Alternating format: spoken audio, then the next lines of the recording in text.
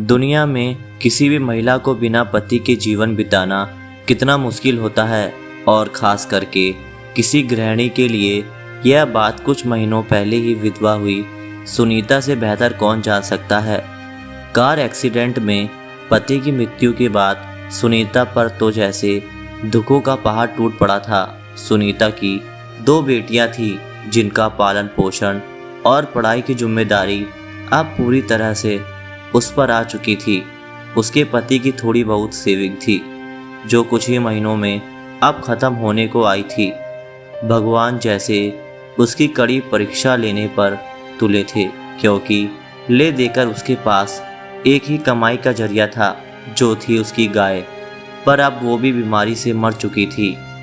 सुनीता को दिन रात बस यही चिंता सताने लगी कि अब आगे का गुजारा कैसे होगा, कैसे मैं अपने दोनों बच्चियों को खाना खिला पाऊंगी और कैसे उनको कपड़े लत्ते दिला पाऊंगी या स्कूल भेज पाऊंगी।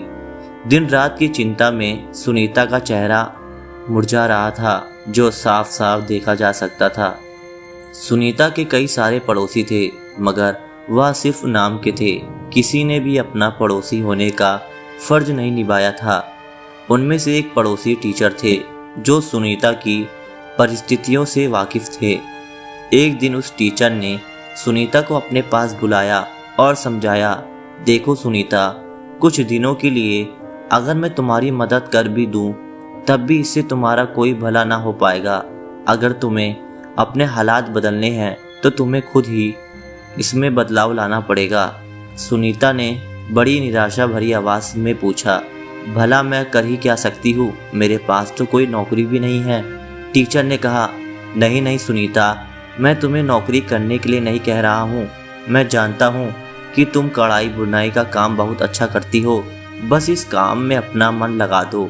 जितना ज़्यादा कर पाओगी उतना यह काम करो। इसके अलावा तुम बाकी फालतू के खर्चे जैसे कि चाय का खर्चा कम कर दो। इसकी बजाय तुम लोग दलिया का पानी उबाल कर पी सकते हो।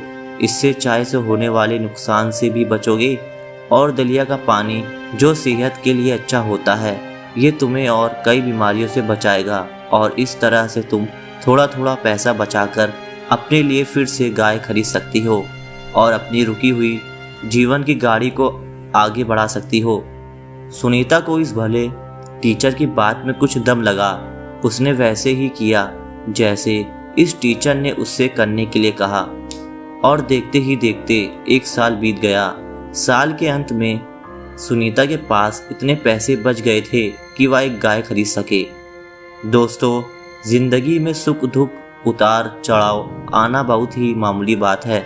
सुख आने पर हमें होश में रहना चाहिए और दुख आने पे हमें अपने आप को संभालते हुए उससे निकलने का रास्ता ढूंढना चाहिए। बस इसी तरह जीवन आगे बढ़ता है। आशा है कि आपको यह विधवा औरत का संघर्ष कहानी पसंद आई होगी।